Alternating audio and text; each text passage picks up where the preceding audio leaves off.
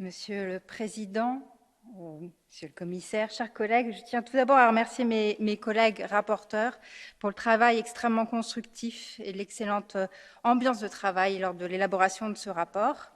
Ce texte a en effet été soutenu par la quasi-totalité des groupes politiques, ce qui montre bien la volonté du Parlement européen de parler d'une voix forte et unie afin de mettre un terme aux politiques fiscales dommageables, et ce qui montre bien notre capacité à travailler ensemble sur ce sujet, comme vient de le prouver d'ailleurs ce débat, malgré nos différences politiques.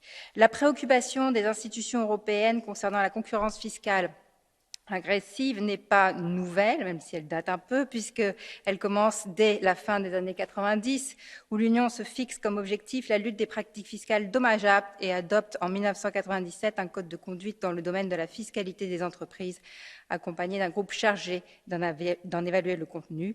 Ce code de conduite a des failles, nous y reviendrons.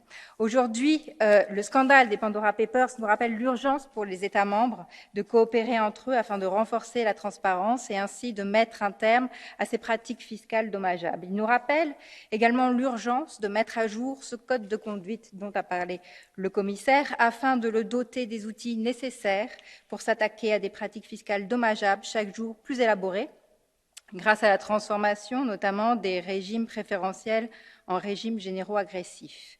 Ainsi, n'oublions pas que chaque année, les gouvernements perdent plus de 1 000 milliards d'euros en recettes fiscales du fait des pratiques de fraude et d'évasion fiscale de la part d'entreprises et de particuliers.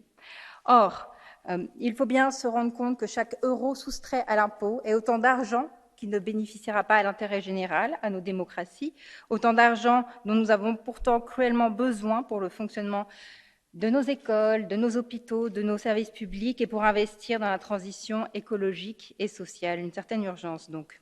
N'oublions pas non plus que ces pratiques fiscales dommageables ont eu pour effet de créer une discrimination à l'encontre des petites et moyennes entreprises qui n'ont pas les moyens de tirer profit des failles des systèmes fiscaux nationaux, contrairement aux multinationales qui savent parfaitement utiliser cette mise en concurrence de nos systèmes fiscaux. Le scandale des Pandora Papers, à la suite des multiples scandales fiscaux que nous avons connus ces dernières années, nous rappelle ainsi l'importance de mettre en œuvre des règles communes et ambitieuses à l'échelle européenne afin de mettre un terme au dumping fiscal entre les États membres tout en luttant contre les paradis fiscaux partout dans le monde.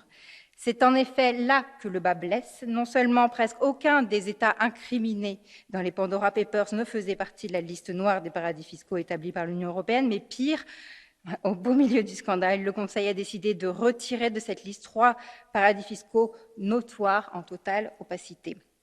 Cela montre bien l'urgence de renforcer les critères établissant la liste des paradis fiscaux et plus largement de doter l'Union européenne des outils nécessaires afin de faire face aux dérives fiscales, aussi bien de la part des entreprises que des particuliers.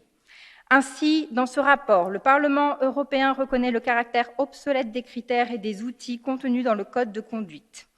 C'est la raison pour laquelle le Parlement demande la mise en œuvre d'une réforme du Code de conduite afin de dépasser son champ d'application actuel, centré sur les régimes fiscaux préférentiels, pour laquelle il a d'ailleurs obtenu un certain nombre de résultats, pour inclure les régimes généraux. La raison pour laquelle nous demandons d'élargir son champ d'application afin d'inclure les régimes préférentiels sur le revenu des personnes physiques qui attirent des personnes fortunées et très mobiles, comme l'ont encore montré les révélations des Pandora Papers. Ce rapport propose également de s'appuyer sur des critères de substance économique afin de vérifier l'activité réelle des entreprises et éviter ainsi que celles-ci ne s'apparentent à de simples sociétés écrans ou sociétés boîtes aux lettres.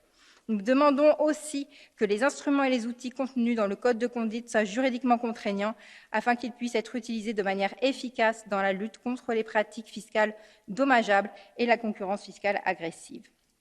Enfin, le Parlement européen demande à ce que les travaux du groupe chargé du Code soient rendus plus démocratiques et plus transparents grâce à la publication des documents et travaux liés au groupe du Code de conduite ainsi qu'à l'audition régulière de sa présidente. Le Code de conduite a eu ses succès. Il a pu être utile par le passé. Il doit désormais s'adapter pour faire face à l'évolution des pratiques fiscales dommageables. C'est pourquoi ce rapport est, à mon sens, essentiel et c'est pourquoi j'appelle cet hémicycle à le voter le plus largement possible. Nous venons toutes et tous, je crois, de dire qu'à quel point nous sommes choqués par le scandale des Pandora Papers, que ce n'est pas le premier scandale, que ces choses reviennent à chaque fois, toujours et encore. Nous avons été heurtés, choqués, nous avons envie de sortir d'une certaine impuissance. Nous demandons au Conseil de prendre un certain nombre d'actions. Nous regrettons aussi de ne pas avoir plus de poids et de pouvoir dans ces prises de décision. Je crois que c'est le moment maintenant de le montrer, après avoir tous fait montre de discours de responsabilité. Merci beaucoup.